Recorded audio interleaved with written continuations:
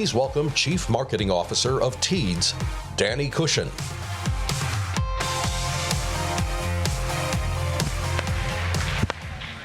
Hi everyone, so I have to admit I'm a little bit sad because I forgot my cash gun. I did not bring cash with me today, so I'm sorry for that. But I hope you will grace me with the time. I'm Dani Cushion. I'm the Chief Marketing Officer at Teads. We're headquartered here in New York, but I'm representing our global team in the UK, APAC, EMEA, LATAM. So hi to everybody. Thank you to David and the IAB team for having us here. I am here. It's actually a little bit of a full circle moment for me coming out following Cal Ripken. When I was 20-something years ago, I was a young kid working at XM Radio and managed the relationship with Cal and his team and did MLB every game, every team. We did an MLB Call Stars thing where you could actually talk to Cal on the phone, and one of the nicest guys in the business. So that was sort of a nice tee up for what I'm going to talk about here, which is research that we actually just put out last week. As an omni-channel ad platform, we actually see what consumers are doing in a pretty broad span, and this is a big, big year for sports. So there's always sports on, but there are these really big pulses this year that are really important to recognize as advertisers and publishers in the world to make sure we're taking advantage of these attention moments to really drive outcomes. So this is a little bit of a Quizler. What do Queen Elizabeth's state funeral, the 1996 Atlanta Olympics opening ceremony, and Muhammad Ali's title fight against Leon Spinks have in common? Anybody know? Same day. So not the same day. They were three of the most globally watched TV events ever. So just a little bit of a setup of sports and cultural moments have always been a connector. They've always been a connector for us as a culture. We have sports captures the masses, they always have, right? This is a world that unites people. It's one of the few categories that actually allows us to get audiences at the same time. When audiences, and we've heard Comcast speak about it as well, but audiences are so fragmented and attention is very hard to capture. But they also really set conversations, so it's not just about the game anymore. It's not just about that moment. It's about the conversations that happen in the workplace afterwards. It's about the memes that are created. It's about the social searching. It's about the retail, the really lived. And the opportunity for us as advertisers has expanded. So motivations and mindsets and habits are really being shaped beyond play. So the Olympics were amazing. It was fun to watch, but that conversation didn't stop when the flame went out. The conversation kept going. And so if you watch the Super Bowl, like I did, and like all of us marketers worth their salt, followed it weeks up, leading up, what are the ads gonna be? What is happening with Bad Bunny? I already have Bad Bunny on heavy Spotify playlist for my son's pregame music, which I love. But the conversation around sports and that affinity surrounded more than just the game. People are buying gear on sites. There are lots of ways that you can engage with sports-centric audiences in a way that is not just about the game. So, and this year is really stacked, like unusually stacked. I'm a big soccer fan, so I will be going to a few World Cup games in Atlanta.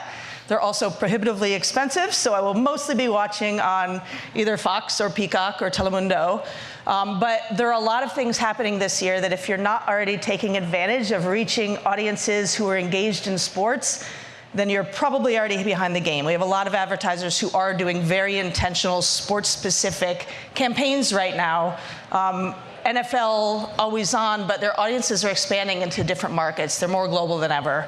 FIFA projects something like 6 billion in global viewership. So this is a big, big year to take advantage of sports and reaching, engaging with your audiences. But it's not just about the TV and the living room anymore. It is also about sports touching every screen, and it's really, really important that an intentional omni-channel strategy is going to actually help you engage and grow your relationship with your audiences better. So I'm gonna share some research that we put out last week. At the end, I'll have a QR code so you can go deeper. We're working a lot with our clients right now on how do you actually use this in a FIFA World Cup specific way, in a March Madness is already here, but in other sports, the Rugby World Cup coming up in Australia, there are a lot of opportunities to be able to take advantage of this. 2/3 of people are still watching sports from home. However, I know how I engage with sports is really different than it used to be. I'm sitting on my phone, I have my laptop open, I'm reading news.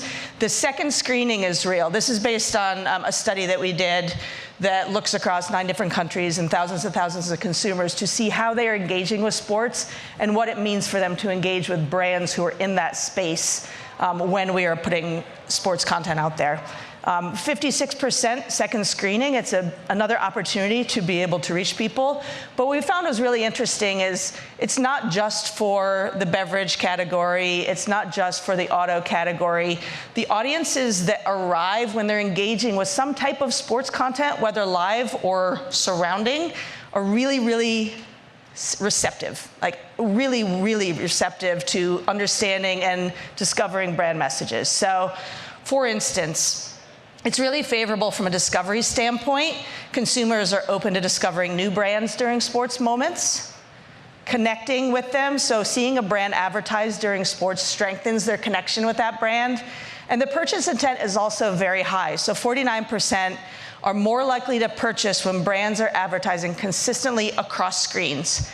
And I should highlight that piece. That's not just in the game.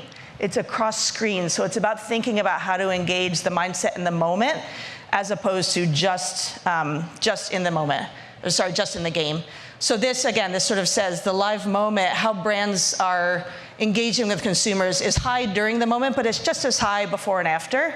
And if you look at doing whole World Cup tournament or whole March Madness or whole spread, you're actually having regular conversations and building an experience and a relationship with the audience that you need to over time. It actively drives receptivity by being that consistent in what you're doing from an audience addressability standpoint. And so I think the important part of that is you don't necessarily need a World Cup-sized budget, even though the numbers are hard this year. You don't necessarily need a World Cup-sized budget to be able to make a difference. You can actually capture attention in a way that is not just buying on that specific game. Making the moments count across screens is really important. Consumers are engaging with news sites, trusted places where they're actually capturing attention. And then from an omni-channel standpoint, we're an omni-channel player, so we do help advertisers reach consumers, of course, at the CTV home screen, CTV in stream. We work with a number of amazing publishers to make sure that on desktop and mobile, people are in a brand-safe environment. But what happens from an omni-channel standpoint, if you're expanding your buy and your campaigns beyond one channel, this is from our own platform data, you see significant increases in brand awareness, ad recall, message association, and purchase intent. So it's not just a one-channel game, and particularly in sports, one client that we work with, Alacore, which is a European brand, they are the exclusive partner of the France SailGP team. This is just one example of a campaign that we ran with them in the UK, France, Germany, and the US, where they took advantage of an omni-channel buy. And you can see here the CTV home screen ad units that they did with us. They ran digitally, they ran in our in-read, in-stream, on CTV, across different publishers. And when we were looking at attention and how were they breaking through and taking advantage of both the omni-channel booster effect, but also the sports booster effect, and making sure that they were leveraging their SailGP sponsorship, it actually worked really, really well for them. So their attention versus social platforms was up 2.5%, is 2.5x. Their attention rate was up 26% over the video industry average. Their brand favorability was up 23 points, and their purchase intent was up 17. So these are not small numbers. And so again, taking advantage of the omni-channel booster and the sports booster to try to get your message out there and engage consumers is really critically important right now. If you click the QR code, you can actually see our full research.